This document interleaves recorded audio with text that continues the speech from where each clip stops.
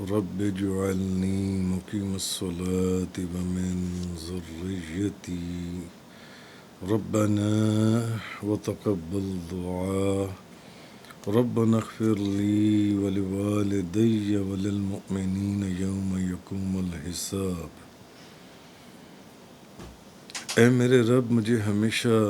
نماز قائم کرنے والا رکھ اور میری بعض اولاد کو بھی۔ اے ہمارے رب اور میری دعا قبول فرما۔ اے ہمارے رب میری مغفرت فرما اور میرے والدین کی اور سب مومنوں کی جس دن حساب ہوگا۔ تو آج سورہ ابراہیم کی آیت نمبر 40 سے بیان ہے۔ پچھلی چند آیات سے حضرت ابراہیم علیہ السلام کی دعاؤں کا ذکر چل رہا ہے۔ اب جو آگے حضرت ابراہیم علیہ السلام نے دعا مانگی، رب اجعلنی مقیم الصلاة ومن ذریتی ربنا وتقبل دعاء، اے میرے رب مجھے ہمیشہ نماز قائم کرنے والا رکھ اور میری بعض اولاد کو بھی، اور میری بعض اولاد کو بھی۔ اے ہمارے رب میری دعا قبول فرما۔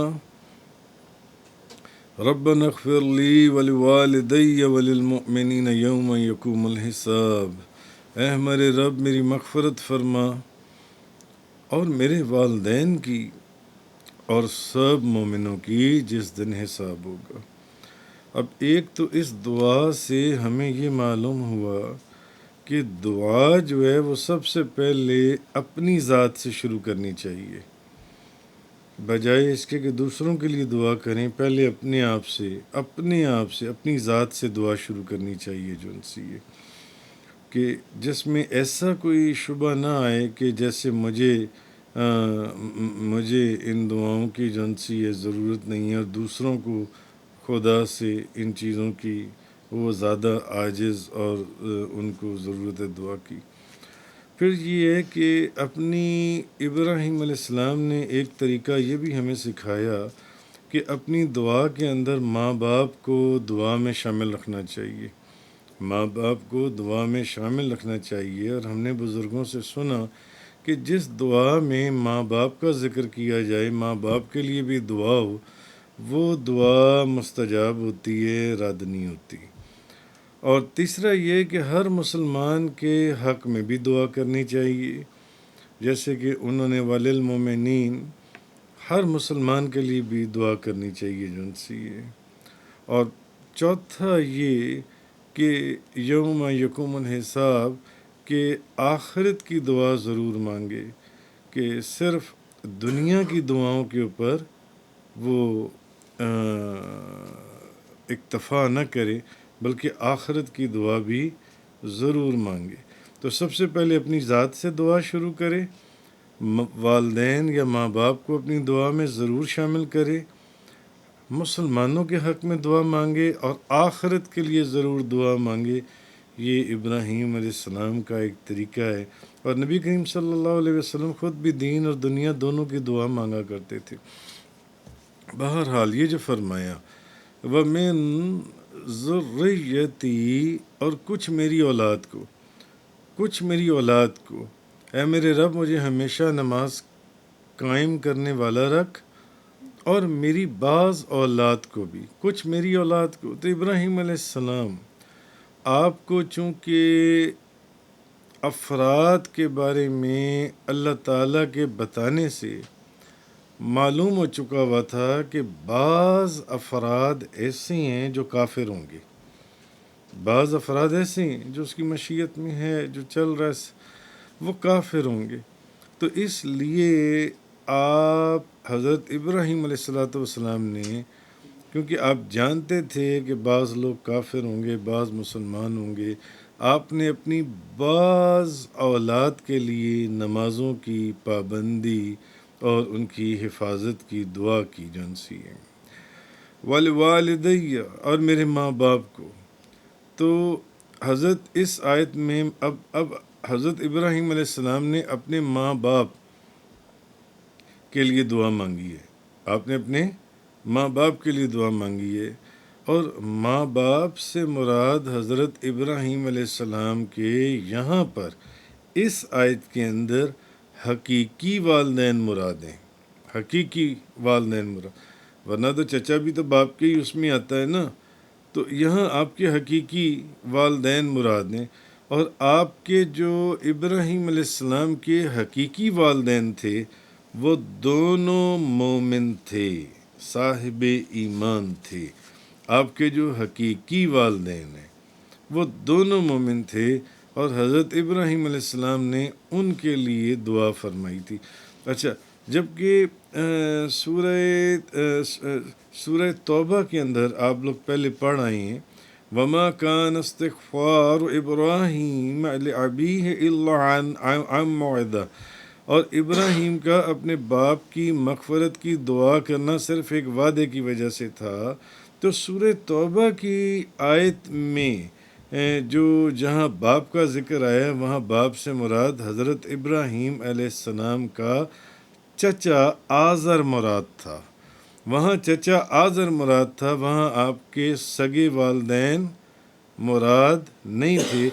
اس آیت کے اندر، اس آیت میں ربنا اغفر لی ولوالدی، اے ہمارے رب میری مغفرت فرما اور میرے والدین کی مغفرت بھی فرما، تو اس جگہ کے اوپر حضرت ابراہیم علیہ السلام کے حقیقی والدین مراد ہیں، جبکہ سورہ توبہ کی جس آیت کا ذکر اور تفسیر اور بیان ہم پہلے پڑھ آئے اور کر چکے، وہاں آپ کے باپ سے مراد آپ کا چچا تھا، جبکہ یہاں آپ کے باپ یا آپ کی ماں، آپ کے والدین سے مراد جن سے وہ آپ کے حقیقی والدین ہیں یہاں پر جن سے۔ تو بہرحال تو جب مسلمانوں کو اصل جو چیز ہے، اصل چیز جو سمجھنے والی ہے کہ حضرت ابراہیم علیہ السلام کہ حضرت جب مسلمانوں کو مشرک رشتہ داروں کے لیے دعائے مغفرت کرنے سے منع کیا گیا تو انہوں نے کہا، یعنی یہ بھی بڑا تفصیل سے بیان ہو چکا ہے کہ مسلمانوں کو ان کے جو مشرک رشتہ دار تھے ان کے لیے دعائے مغفرت کرنے سے منع کر دیا گیا تھا، اور وہ آپ تفسیر میں پڑھ رہے ہیں اور آپ سمجھتے ہیں جن جن کا ذکر کیا گیا تھا۔ تو انہوں نے کہا کہ اب وہ مسلمانوں نے کہا کہ حضرت ابراہیم علیہ السلام نے بھی تو اپنے باپ کے لیے مغفرت کی دعا کی تھی، حضرت ابراہیم علیہ السلام نے بھی تو ان کے لیے دعا کی تھی اور استغفار چاہا تھا، تو اللہ پاک نے فرمایا تھا کہ حضرت ابراہیم علیہ السلام کا اپنے عرفی باپ آزر کے لیے استغفار کرنا محض اس کے اسلام لانے کے وعدے کی وجہ سے، محض اس کے اسلام لانے کے وعدے کی وجہ سے، کہ اس نے وعدہ کیا تھا کہ میں اسلام لے آؤں گا، تو اس لیے حضرت ابراہیم علیہ السلام اس کے لیے دعا کرتے تھے،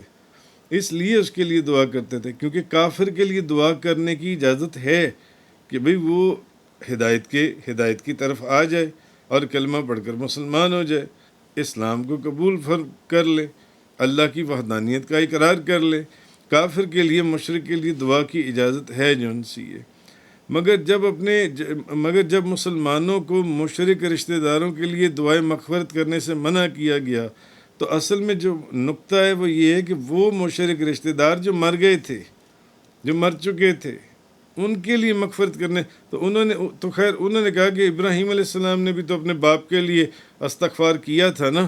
تو اللہ نے پھر اس کا یہ جواب دیا تھا سورہ توبہ کی آیت نمبر 114 کے اندر، اور ابراہیم کا اپنے باپ کے لیے استغفار کرنا صرف اس وعدے کی وجہ سے تھا جو اس نے ابراہیم سے کیا تھا، اس وجہ سے تھا کہ وہ اسلام لے آئے گا، وہ اسلام قبول کر لے گا،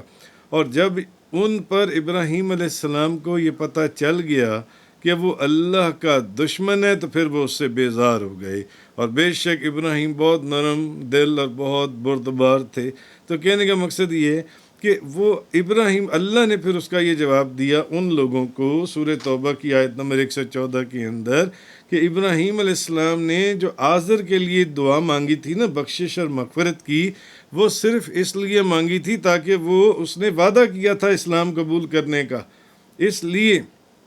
انہوں نے اس کے لیے دعا، لیکن جب ان کو یہ پتہ چل گیا کہ وہ ایمان لانے والا نہیں تو پھر وہ اس سے بیزار ہو گئے۔ اب یہ ان کے اوپر جو انکشاف تھا یہ اللہ کی وحی کی وجہ سے تھا یا آزر کی کفر کے اوپر موت کی وجہ سے تھا؟ کیونکہ جب وہ مر گیا تو مرنے کے بعد کافر کے لیے دعا کی اجازت نہیں ہے، مرنے کے بعد کافر کے لیے دعا کی اجازت نہیں۔ ہاں اس کی زندگی میں اس کے لیے دعا کی جا سکتی ہے کہ مولا کریم تو اس کو توفیق عطا فرما، اس کی توبہ قبول فرما اور اس کو اسلام میں داخل فرما کہ اس کو یہ ہدایت کا راستہ جو ان سے نظر آ جائے۔ تو امام ابن جریر طبری انہوں نے حضرت ابن عباس رضی اللہ تعالیٰ عنہما سے روایت کیا کہ حضرت ابراہیم علیہ السلام اپنے عرفی باپ کے لیے دعائیں مغفرت کرتے تھے، تو وہ اصل میں وہ جس سے وہ بیزار ہو گئے تھے تو وہ اصل میں ان کا چچا تھا، وہ ان کا چچا تھا، اس کے لیے دعائیں مغفرت کرتے تھے یہاں تک کہ وہ مر گیا، اور جب وہ مر گیا تو مرنے کے بعد آپ نے ان کے لیے کوئی دعا نہیں کی۔ اور یہ کیسے ہو سکتا ہے کہ ایک نبی ہو کر اور اتنے جلیل القدر پیغمبر ہو کر وہ مشرکین کے لیے دعا کریں گے؟ تو اس کا مطلب ہے کہ انہوں نے جو یہاں پر دعا کی یہ بھی ایک اس کی دلیل ہے کہ ربنا اغفر لی ولوالدی، کہ اور ہمارے رب میری مغفرت میرے والدین کی بھی مغفرت فرما۔ تو والدین سے مراد ان کے حقیقی والدین تھے اور وہ ایمان والے تھے اور وہ مومن تھے۔ نبی ہو کر وہ کافر کے لیے کیسے دعا کریں گے جن سے؟ ہاں وہ جو بات تھی وہ جہاں قرآن نے ان کو کہا ہے تو چچا کے اوپر بھی باپ کا اطلاق ہوتا ہے جن سے، تو اس لیے قرآن نے وہاں پر اس چچا کو باپ کے اس میں ذکر کیا، مگر وہ ان کا حقیقی والد نہیں تھا، وہ تو ان کا چچا تھا، اور وہ بھی اس نے وعدہ کیا تھا کہ وہ اسلام لائے گا تو وہ اس کی مغفرت کی دعا کرتے تھے، مگر جب وہ مر گیا تو مرنے کے بعد تو امام ابن جریر طبری لکھتے ہیں اس کے بعد تو حضرت ابراہیم علیہ السلام نے اس کے لیے دعا کی نہیں ہے۔ تو علامہ قرطبی مالکی نے لکھا کہ اگر انسان اپنے کافر ماں باپ کے لیے دعا کرے تو اس میں کوئی حرج نہیں ہے، کافر ماں باپ کے لیے دعا ہو سکتی ہے، جیسے کہ بعض صحابہ کرام نے نبی پاک صلی اللہ علیہ وسلم کی بارگاہ میں حاضر ہوتے تھے اور اپنے ماں باپ کے لیے دعا کرواتے تھے جون سے، تو جب تک مگر کب تک دعا ہو سکتی ہے؟ جب تک وہ زندہ ہو تو اس کے لیے استغفار کی جا سکتی ہے، مگر جو شخص مر گیا اس کے اسلام لانے کی امید ہی نہیں رہی، مرنے کے بعد وہ کہاں سے اسلام قبول کرے گا؟ جون سے جو مر گیا اس کے لیے دعا نہیں ہوگی، مشرک کے لیے دعا نہیں ہے، کافر کے لیے دعا نہیں ہے کہ اس کو بخش دیا جائے جون سے۔ تو حضرت ابن عباس رضی اللہ تعالیٰ عنہ نے فرمایا کہ مسلمان اپنے مردوں کے لیے استغفار کرتے تھے، مسلمان جون سی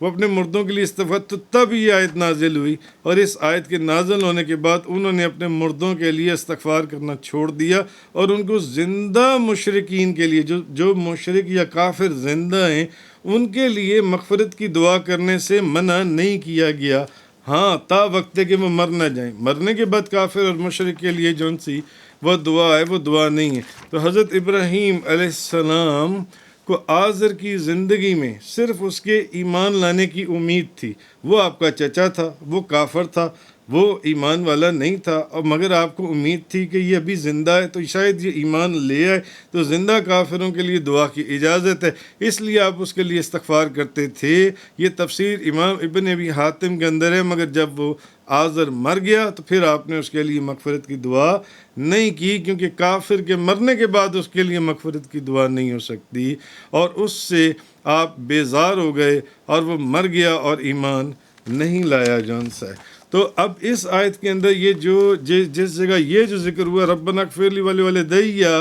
یہ جو آپ نے اب دعا مانگی ہے اس کے کیا ثبوت ہیں کہ یہ آپ کے اپنے حقیقی والدین تھے؟ گو کہ وہ تو ثبوت تو موجود ہیں کہ بے شمار قرآن کی تفاسیر کے اندر محدثین نے مفسرین نے لکھا کہ یہ آپ کے حقیقی والدین تھے، اور وہ آپ کا حقیقی والد نہیں تھا آدر جون سے، یہ آپ کے حقیقی والدین تھے جون سے، کہ تو ان کے لیے آپ دعا فرما رہے ہیں۔ تو یہ اور نبی جون سے وہ کبھی مشرک یا کافر کے لیے دعا کرے گا ہی نہیں جون سا ہے۔ تو اب میں آپ کو بخاری شریف کی حدیث ایک اور ایک دو حدیثیں میں آپ کو اور سناؤں گا، تو آپ سمجھ جائیں گے کہ یہ معاملہ ہے کیا جون سا ہے۔ اس وقت آپ کو یہ ساری بات جون سی ہے سمجھ میں آ جائے گی۔ تو امام بخاری جون سی ہیں،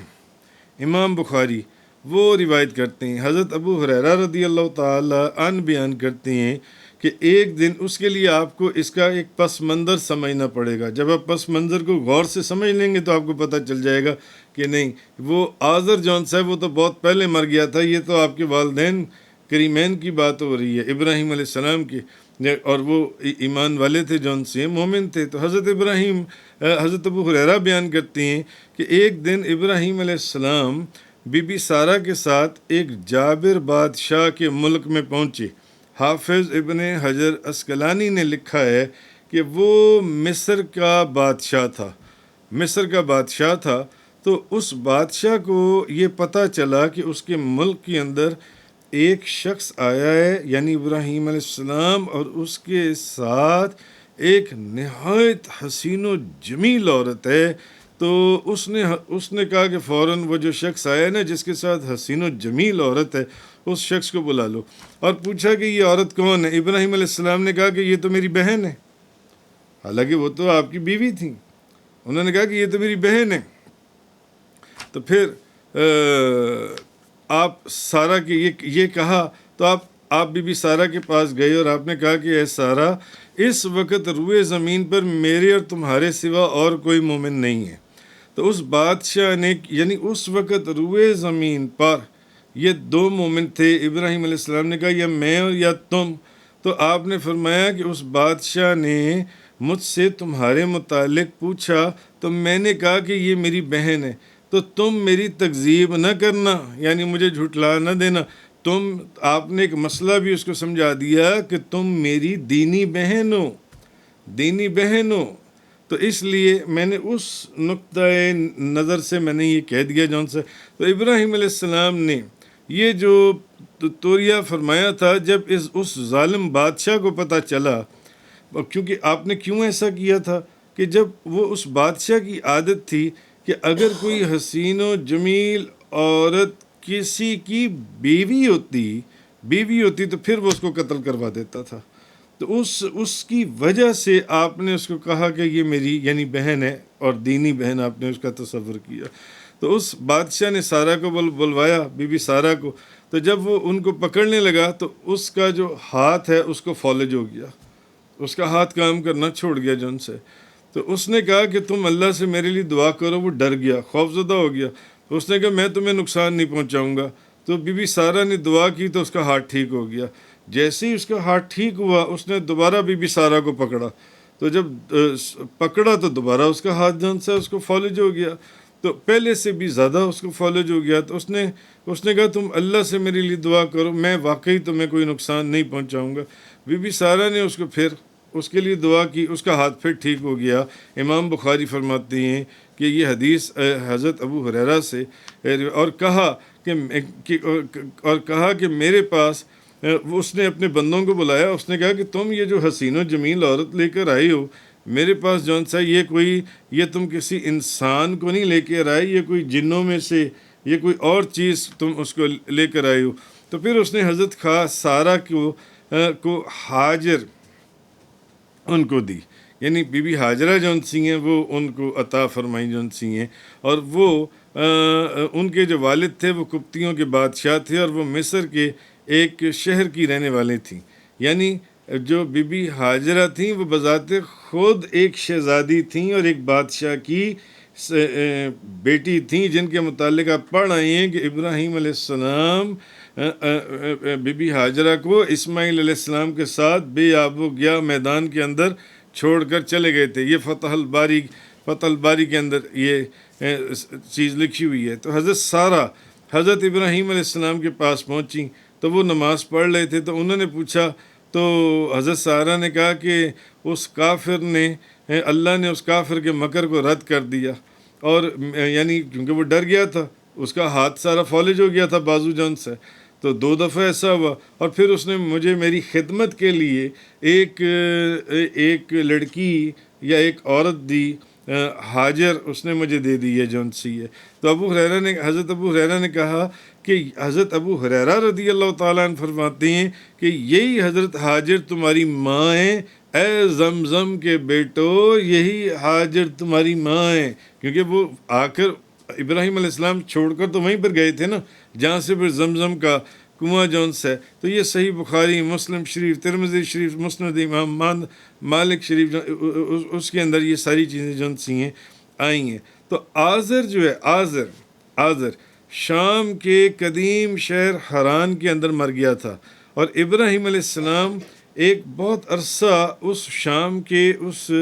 شہر میں رہنے کے بعد اردن گئے تھے، اور اردن کے اندر بھی یہ مفسرین محققین فرماتے ہیں اردن میں بھی ایک بڑا لمبا عرصہ رہنے کے بعد وہ حضرت سارہ کے ساتھ مصر گئے تھے، اور مصر میں اس بادشاہ سے ملاقات ہوئی جس کو فالج ہوا، اور اس نے بی بی سارہ کو سے معافی مانگی، اور پھر ان کو حضرت حاجر دی گئی تھی جون سی ہیں۔ تو بخاری شریف کی اس حدیث اور شرح فتح الباری کے حوالے سے شیخ الحدیث علامہ غلام رسول سعیدی صاحب وہ اپنی کتاب میں لکھتے ہیں کہ حضرت حاجر، یہ جو بی بی حاجرہ تھیں، یہ قبطیہ تھیں اور مصر کے ایک شہر کی رہنے والی تھیں، اور قبطیوں کا اور بنی اسرائیلیوں کا آپ فرعون اور حضرت موسیٰ کے بیانات کے اندر سارا بیان سن آئیں۔ تو وہ مصر کے ایک ظالم اور سرکش فرعون کے پاس تھیں جس نے حضرت سارہ کی عزت کے اوپر ہاتھ ڈالنا وہ بھی ایک فرعون تھا جس کے پاس وہ تھیں۔ تو اس کو جب فالج ہوا تو اس نے ان کو جون سے حضرت سارہ کو بخش دیا۔ اس نے کہا یہ جو کنیز ہے یا جو بھی ہیں ان کو جون سے یہ تم لے جاؤ جون سے۔ تو حضرت اب ان کے بدن سے حضرت اسماعیل پیدا ہوئے، جس کی وجہ سے حضرت بی بی سارہ نے حضرت ابراہیم، کیونکہ وہ بیوی تھیں، انہوں نے کہا تھا کہ حاجرہ کو جون سے اور اسماعیل کو یہاں سے لے جاؤ، مجھ سے کہیں دور لے جاؤ، یعنی بس ٹھیک ہے، نہیں مجھ سے برداشت، آپ ان کو لے جاؤ جون سے۔ تو اس کے 30 سال کے بعد اس کے بعد حضرت اسماعیل علیہ السلام پیدا ہوئے، اور اس کے 30 سال کے بعد حضرت اسحاق علیہ السلام پیدا ہوئے، اور اس وقت حضرت ابراہیم علیہ السلام کی عمر 120 سال تھی۔ اور حضرت اسماعیل اور حضرت اسحاق کے پیدا ہونے کے بعد حضرت ابراہیم علیہ السلام نے یہ دعا کی تھی جو پچھلی ساری دعائیں آپ پڑھ آئی ہیں کہ تمام تعریفیں اللہ کی ہیں جس نے مجھے بڑھاپے کے باوجود، یعنی 99 سال کی عمر میں حضرت اسماعیل علیہ السلام عطا فرمائے گئے تھے، اور 112 سال کی عمر میں جو روایت میں نے کل بیان کی تھی حضرت اسحاق علیہ السلام آپ کو عطا فرمائے گئے تھے۔ تو آپ نے فرمایا جس نے مجھے بڑھاپے کے باوجود اسماعیل اور اسحاق عطا فرمائے تو بے شک میرا رب ضرور دعا سننے والا ہے۔ تو اے میرے رب مجھے نماز قائم کرنے والا اور میری اولاد کو بھی، اور ہمارے رب اور میری دعا قبول فرما۔ اے ہمارے رب میری مغفرت میرے والدین کی اور سب مومنوں کی جس دن حساب ہوگا۔ یہ جو آیات میں نے آپ کے سامنے تلاوت کی، تو علامہ غلام رسول سعیدی صاحب تبیان القرآن کے اندر اخیر کے اوپر اس کا کنکلوژن بیان کرتے ہیں۔ وہ کہتے ہیں کہ اس سے معلوم ہوا کہ آزر کے مرنے اور ابراہیم علیہ السلام کے اس سے بیزار ہونے کے بہت عرصہ گزرنے کے بعد اور کم و بیش 50 سال گزرنے کے بعد حضرت ابراہیم علیہ السلام نے اپنے والدین کے لیے مغفرت کی دعا کی۔ 50 سال گزرنے کے بعد وہ جو آزر تھا وہ تو وہاں حران میں ہی مر گیا تھا جون سے، اور وہ کافر تھا، اور وہ آپ کا چچا تھا، اب وہ آپ کا حقیقی باپ نہیں تھا، اور جو آپ کے حقیقی والدین تھے وہ بات کی بات ہے جب حضرت ابراہیم علیہ السلام کے حضرت اسماعیل اور حضرت اسحاق علیہ السلام پیدا ہو چکے تھے، اور آپ یہ جانتے تھے مغفرت کی دعا کی، تو ابراہیم علیہ السلام نے اس کے بھی 50 سال کے بعد اپنے والدین کی مغفرت اور بخشش کے لیے دعا کی ہے، اور کافروں کے لیے دعا کرنے سے، خصوصاً آزر کے لیے مغفرت کی دعا کرنے سے آپ کو منع کر دیا گیا تھا، اس لیے کہ وہ کافر مرا تھا اور کافروں کے لیے دعا کرنے کی اجازت نہیں ہے. تو یہ کیسے ہو سکتا ہے کہ نبی ہو کر ایک اپنے مشرکین والدین کے لیے، اور آزر، اور یہ میں آپ کو بتا دیا کہ آزر آپ کا باپ نہیں تھا، وہ تو بہت پہلے مر چکا تھا اور آپ اس سے بیزار تھے. تو جن والدین کے لیے آپ نے مغفرت کی یہ دعا کی وہ مومن تھے، اور یہ دعا تو آپ نے کی ہے جب حضرت اسماعیل اور حضرت اسحاق علیہ السلام بھی پیدا ہو چکے ہوئے تھے. آپ اپنے بڑھاپے کے اندر، اپنی آخری عمر کے اندر، تو حضرت ابراہیم علیہ السلام نے اپنے والدین کے لیے مغفرت کی دعا کی. تو اس سے معلوم ہوا کہ آپ کے والدین جو ہیں وہ مومن تھے، وہ مومن تھے اور مسلمان تھے. مغفرت کی تو یہ بہت بات کا واقعہ ہے. یہ اس وقت آپ نے دعا فرمائی تھی جب حضرت ابراہیم علیہ السلام بوڑھے ہو چکے تھے اور حضرت اسماعیل اور حضرت اسحاق علیہ السلام اس وقت پیدا ہو چکے ہوئے تھے. تو اس دعا سے حضرت ابراہیم علیہ السلام نے اللہ کی حمد کی اور فرمایا، جس کا کل ذکر گزرا تھا، الحمدللہ الذی وہب لی علی الکبر اسماعیل و اسحاق ان ربی لسمیع الدعاء. تمام تعریفیں اللہ کے لیے جس نے مجھے بڑھاپے کے باوجود اسماعیل اور اسحاق عطا فرمائے. بے شک میرا رب ضرور دعا سننے والا ہے. تو حضرت ابراہیم علیہ السلام نے یہ جو دعا فرمائی، ربنا اغفر لی ولوالدی وللمؤمنین یوم یقوم الحساب، اے ہمارے رب میری مغفرت فرما اور میرے والدین کی اور سب مومنوں کی جس دن حساب ہوگا. تو یہ آپ نے دعا اپنے حقیقی والدین کے لیے فرمائی تھی، نہ کہ کسی کافر کے لیے دعا فرمائی تھی.